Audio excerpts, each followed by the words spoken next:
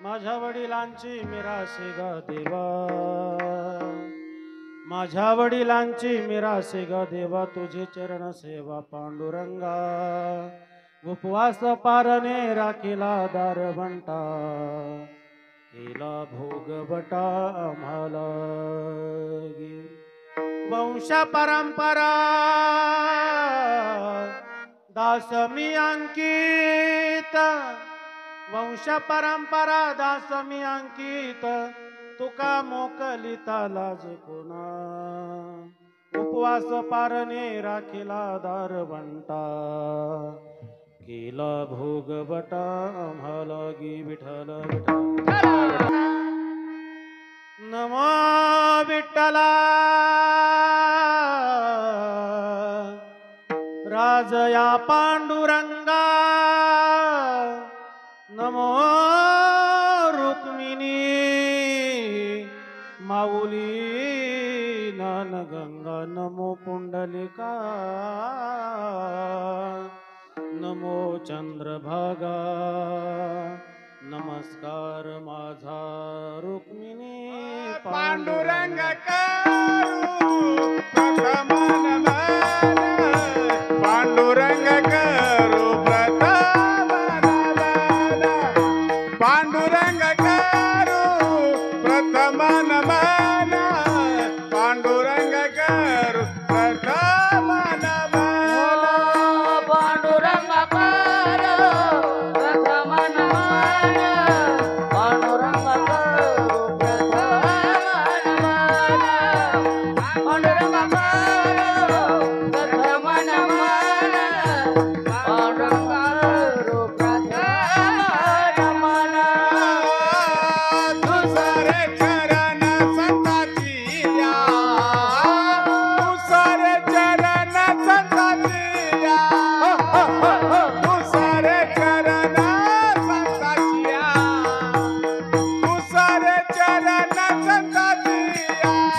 त्यांच्या कृपादाने कथेचा विचारू, त्यांच्या कृपादाने कथेचा विचारू, त्यांच्या कृपादाने कथेचा विचारू, त्यांच्या कृपादाने कथेचा. दुसरे चरण संताची या, दुसरे चरण संताची या, दुसरे चरण संताची या, दुसरे चरण संताची या. त्यांच्या कृपादाने कथेचा विस्तार, त्यांच्या कृपादाने कथेचा विस्तार, त्यांच्या कृपादाने कथेचा विस्तार, त्यांच्या कृपादाने कथे. पांडुरंग करू प्रथम नमन, दुसरे चरण संताची या.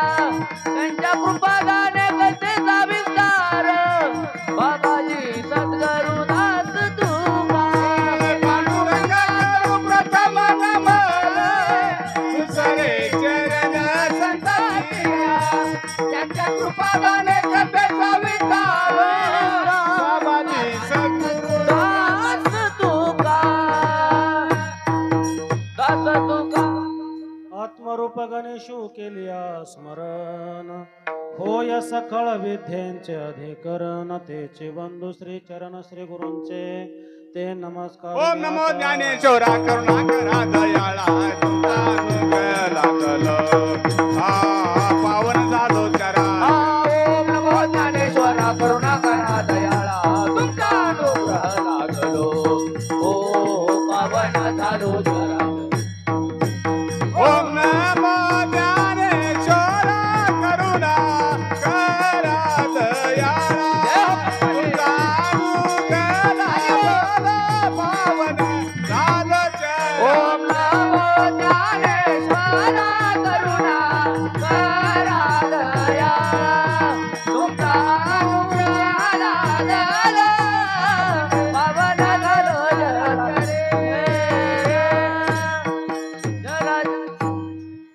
नमो सद्गुरु तुकया ज्ञानदीपा, नमो सद्गुरु सच्चिदानंद रूपा नमो सद्गुरु भक्त कल्याण मूर्ती नमो सद्गुरु भास्करा पूर्ण कीर्ती वचन ऐका कमलापती माझे रंकाची विनंती कर जोडितो कथे काळी आपण असावे जवळी सेवे लागी सेवक झालो तुमच्या लागलो निज चरणा अहो स्वामी तुकया देवा यावरी न करावा वेर जय गावी केला वास तया नसावे उदास आइये महाराज विराजिये आइये महाराज विराजिये आइए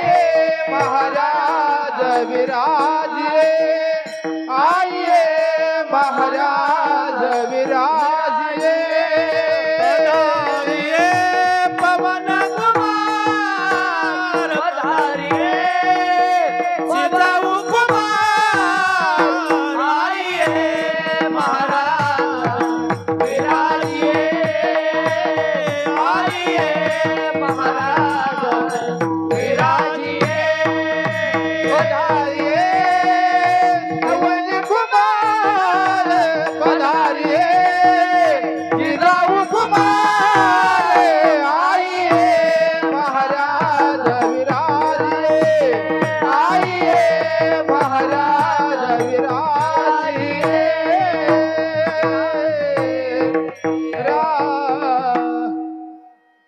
शरण शरण हनुमंता तुम्हा आलो रामदूता काय भक्तीच्या त्या वाटा मज दावा व्यासुभटा माझ्या वडिलांची मिराशी गा देवा माझ्या वडिलांची मिराशी गा देवा तुझी चरण सेवा पांडुरंगा उपवास पारणे राखीला दार म्हणता केला भोग बटा आम्हाला घे प्रस्तुत प्राप्त प्रसंगी भगवत भक्त श्रोते सज्जनांच्या समोर सेवेकरता उच्चारलेला अभंग महान भगवान भक्त देहू निवासी वैराग्याचे मुकुटमानी देवमान्य श्री संत जगद्गुरु तुकोबराय यांचा चार चरणाचा वडिलांचं महत्व प्रतिपादन करणारा अभंग सेवेकरता निवडलेला हे विठ्ठल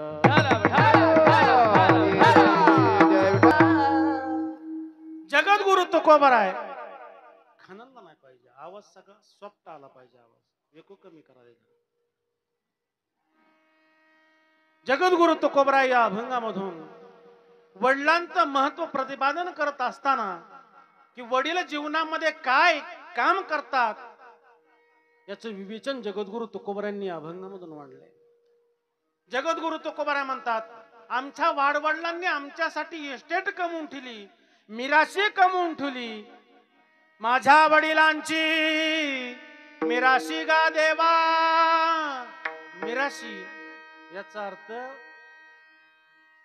इस्टेट आहे दोन प्रकारचे एक पारमार्थिक आहे आणि एक सांसारिक आहे त्या इस्टेटीचे आम्ही वारसदार आहोत तुझी चरण सेवा पांडुरंगा कशाचे वारसदार आहे तर ज्या आमच्या वाड वडिलांनी या ठिकाणी केले ना त्याचे आम्ही वारसदार आहोत कारण तो आमचा हक्क आहे माझ्या वडिलांची मिराशी गा देवा तुझी चरण सेवा पांडुरंगा आणि ती मिराशी मिळवण्यासाठी आमच्या वाडवडिलांनी काय केलंय उपवास पारणे राखीला दारवंटा देवा ती इष्ट मिळवण्यासाठी तो वारसाचा हक्क आम्हाला प्राप्त करून देण्यासाठी आमच्या वडिलांनी उपवास केले पारण केले नवस केले नाही तो आटा पिटा केला उपवास पारणे राखीला दारवंटा केला भोग बटा आम्हाला गी आणि आता जर एवढा असून सुद्धा तू जर आम्हाला तुझ्या जवळ येऊन देत नसशील तू आम्हाला दूर लोटीत असशील तर त्याची लाज आम्हाला नाही देवा आता त्याची लाज तुला आहे का कारण आम्ही सर्वस्व तुला अर्पण केलंय आणि जर तुला आम्ही सर्वस्व अर्पण केलं आणि आम्ही जर दीन राहिलो गरीब राहिलो हीन राहिलो तर त्याचं दुःख आम्हाला नाही त्याची लाज आम्हाला नाही लाज आम्हाला नाही वंश परंपरा दासमी अंकित कारण आमच्या वंशामध्ये परंपरेने चालत आलेली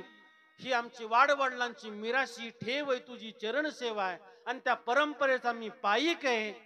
वंश परंपरा दास मी अंकित, तुका मोकलिता लाज कोणा. आता तू जर आम्हाला मोकललं तर त्याची लाज आम्हाला नाही, त्याची लाज तुला देवा. का उपवास पारणे राखीला दारवंटा, केला भोग बटा आम्हाला गी विठाला. अभंगाचा शब्दशः अर्थ आपणा सर्वांच्या लक्षात आला असेल असं समजून अभंगावरती चिंतन मांडण्यापूर्वी अल्पसा परिहार देणं गरजेचं आहे. तो असा परिहार देण्याच्या अगोदर मी माता भगिनींना विनंती करेल, जागा पुढं भरपूर आहे, पाठीमागे गर्दी करण्यापेक्षा समोर पुढे येऊन बसावं. कीर्तनासाठी आजचा जो या ठिकाणचा परिहार आहे तो आपणा सर्वांना ज्ञात आहे, आपणा सर्वांना ठाऊक आहे. तरी पण उच्चारण करणं आद्य कर्तव्य म्हणून आजची जी कीर्तन रूपी सेवा आहे त्या सेवेचं निमित्त आहे. आपल्या सर्वांचे लाडके असणारे, प्रिय असणारे या भागाचं वैभव वारकरी संप्रदायाचा झेंडा हातात घेऊन भगवान पांडुरंग परमात्म्याची वारी करणारे एक व्यक्तिमत्व वारकरी आपणा सर्वांना दुःख सागरामध्ये लोटून या ठिकाणाहून निघून गेले. जाणं क्रमप्राप्त आहे. वैकुंठवासी गोरख काळे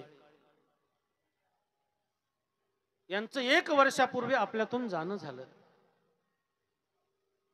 त्यांच्या पाठीमागे त्यांचा परिवार आहे, मुलगा आहे रमेश काळे, त्यांच्या मुली आहेत सौ मनीषा शहाजी शिंदे, आशाबाई जनार्दन काटे आणि सौ उर्मिला रमेश काळे ही सून आहे. समस्त काळे परिवार आहे. बापाचं छत्र जीवनामधून नाहीस होणं सगळ्यात मोठं दुःख आहे गाड्या, सगळ्यात मोठं दुःख आहे. जीवनामध्ये बाप नसेल तर काय अवस्था होते आपण पाहतो. तुम्हा आम्हा सगळ्यांना आज दुःख सागरामध्ये लोटून खर तर या लेकरांना अनाथ करून तो बाप आपल्यातून आज निघून गेला. दादा निघून गेला. 1 वर्ष पूर्ण होत आहे आणि 1 वर्ष पूर्ण होत असताना 1 वर्षानंतर येतो तो कार्यक्रम म्हणजे श्राद्धाचा कार्यक्रम आहे. मानवी जीवनामध्ये जीवन संपल्यानंतर पाठीमागे जे कार्य उरतात त्या व्यक्तीची ते त्यांच्या आप्त इष्टांनी मुलांनी ते कार्य करायचे असतात. त्यातला हा आजचा कार्यक्रम आहे तो श्राद्धाधिक कार्यक्रम आहे, पिंडदानाचा कार्यक्रम आहे. खरं पाहिलं तर या कुडीला सोडून जीवात्मा अनंताच्या प्रवासाला निघून जातो आणि ज्या वेळेस तो जीवात्मा या कुडीला सोडून या 3.5 हाताच्या नरदेहाला सोडून अनंताच्या प्रवासाला निघून जातो तेव्हा या देहाला मृत घोषित करतात, मेला असं समजतात. आत्मा अमर आहे, आत्मा अविनाशी आहे. नयनम छंदती शास्त्राने याप्रमाणे तो पाण्याने भिजला जात नाही, शास्त्राने कापला जात नाही, वाऱ्याने सुकवला जात नाही, अग्नीनं जाळला जात नाही. तो अविनाशी आहे. फक्त तो आत्मा काय करतो माऊलींचं सुंदर वर्णन आले एका ओवीमध्ये. जैसे जीर्ण वस्त्र सांडीजे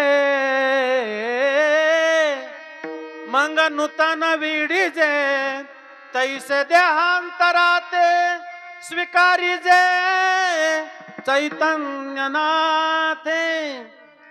या ऐका, आत्मा काय करतो, हे जीर्ण झालेलं 3.5 हाताचं शरीर आहे ना त्याचा त्याग करतो. माऊलींनी सुंदर दृष्टांत दिला या ओवीमधून. जैसे जीर्ण वस्त्र सांडीजे, ज्या प्रकारे आपण अंगावरती घातलेली कपडे ती जीर्ण झाली, जुनी झाली, फाटायला लागली की आपण त्याचा त्याग करतो आणि नवीन परिधान करतो. कळतंय का बघा? नवीन परिधान. आपण दुकानदाराकडे गेलो आणि आपल्या अंगावरती फाटके कपडे, आपली अंगावरती फाटके कपडे आणि दुकानदाराने सांगितलं, हो दादा इकडे या, तुमच्या अंगावरची कपडे फार फाटलेले आहेत, ती काढून ठेवा आणि नवी घाला. आणि त्याने आपल्याला ती कपडे नवी घालायला दिल्यानंतर आनंद होईल का दुःख? काय व्हायला पाहिजे? आनंद व्हायला पाहिजे का नवीन कपडे परिधान करायला मिळतात. कारण हे जीर्ण झालेले शरीर एक ना एक दिवस माती मोल होणार आहे. शरीराची होय माती, शरीराची होय माती, शरीराची होय माती, शरीराची होय माती, शरीराची होय माती, शरीराची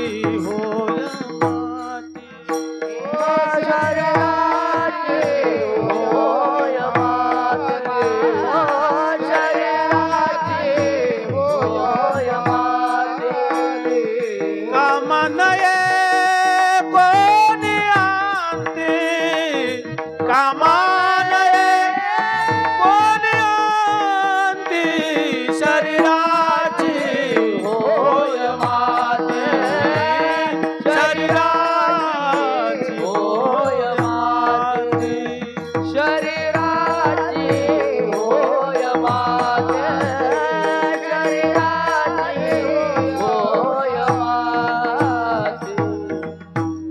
शरीराची माती होते दादा, पण त्यातला जीवात्मा तो अविनाशी आहे. ज्या दिवशी हे शरीर सोडलं जातं मग तो आत्मा जातो कुठं, राहतो कुठं, खातो काय याचं चिंतन मांडणं गरजेचं आहे दादा, है का नाही?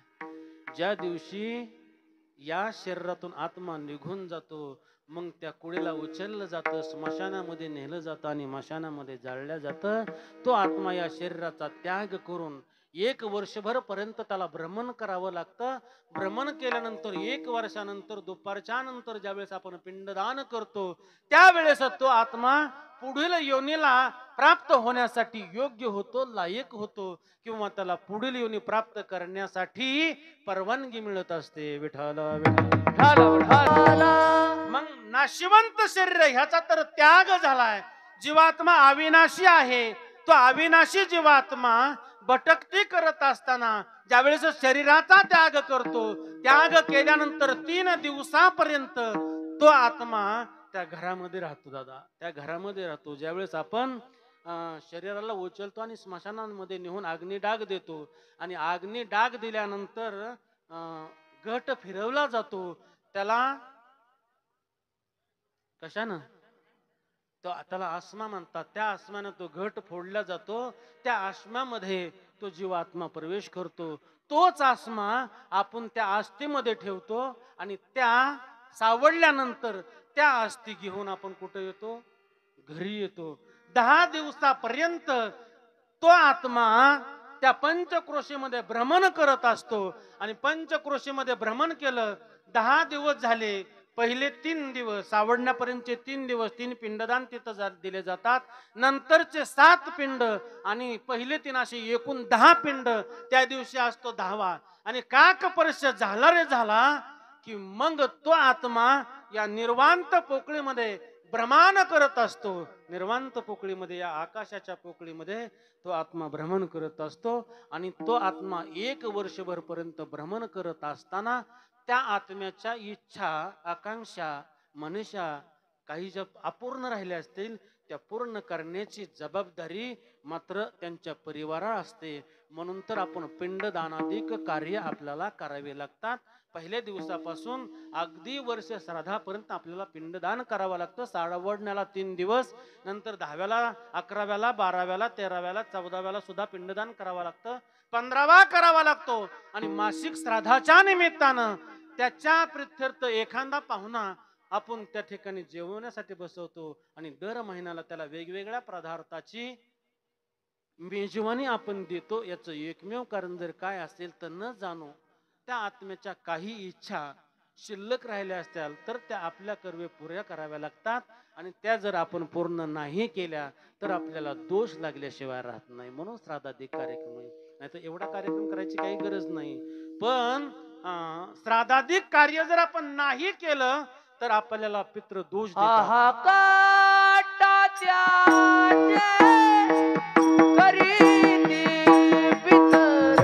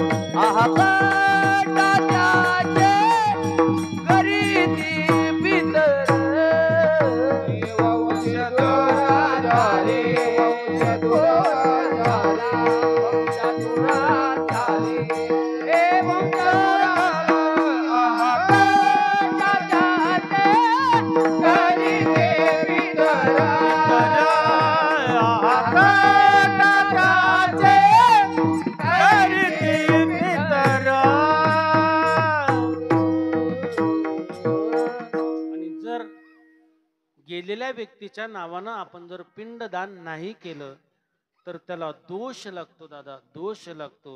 आणि पितृ त्याला शाप देतात, आशीर्वाद देत नाहीत. आहा काटा त्याचे करीती पितर, वंशी दुराचार पुत्र झाला. वंशी दुराचारी पुत्र झाला म्हणून हे कार्य करावं लागतं. आणि जर हे कार्य केलं तर तुका म्हणे पितर आशीर्वाद देती, तुका म्हणे पितर आशीर्वाद देती, कल्याण इच्छिती दया कुळा, कल्याण इच्छिती दया कुळा. तुका म्हणे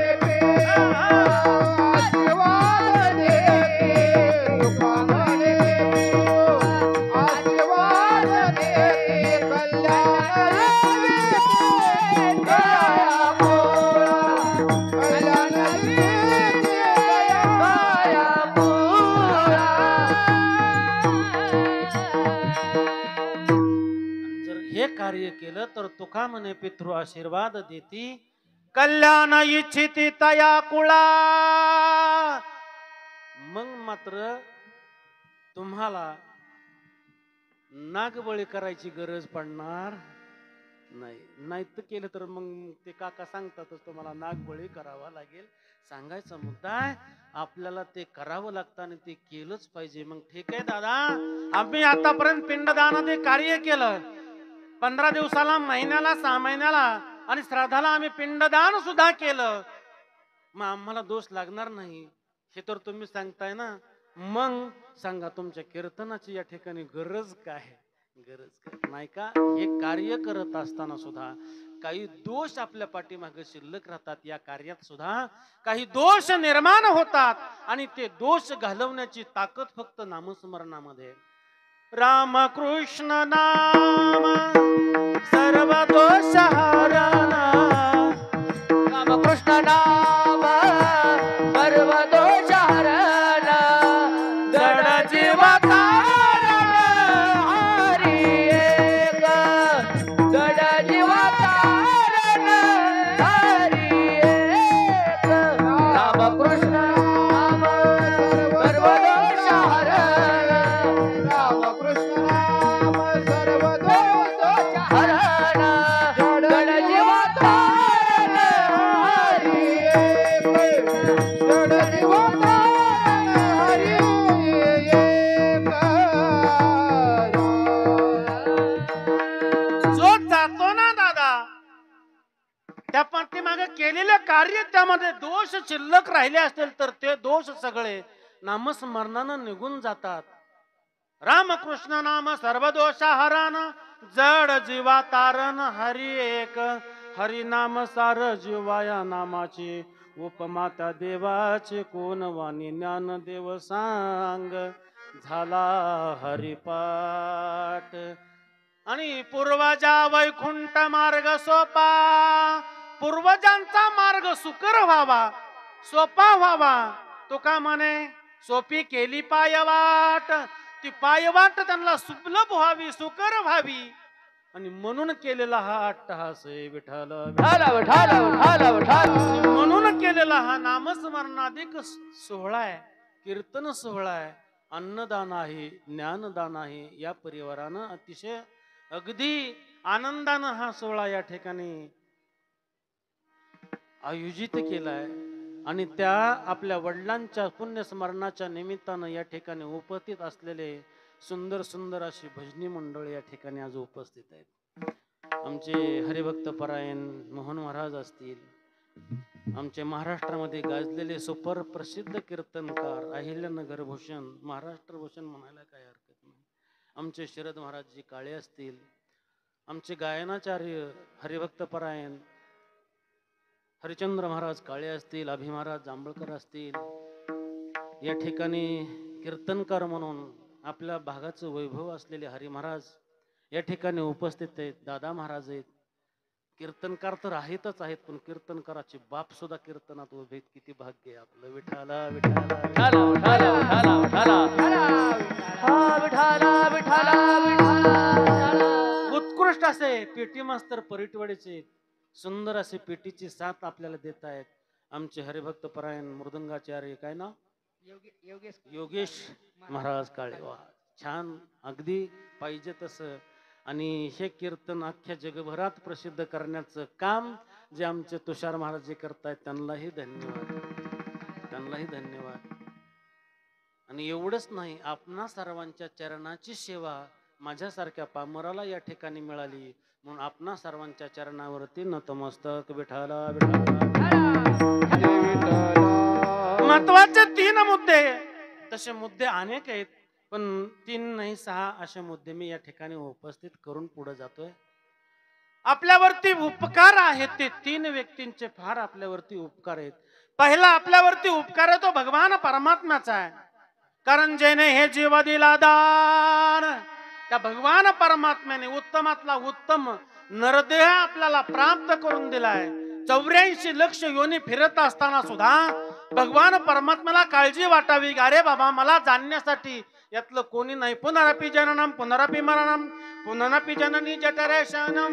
पुन्हा पुन्हा जन्माला यावं आणि पुन्हा पुन्हा मरावं आणि गर्भवासाधिक दुःख या जीवाला भोगावं लागतंय. या जीवाची यातून सुटका होण्यासाठी मानवाचा उत्तमातला उत्तम भगवान परमात्म्यानं आपल्याला जीव दान दिला.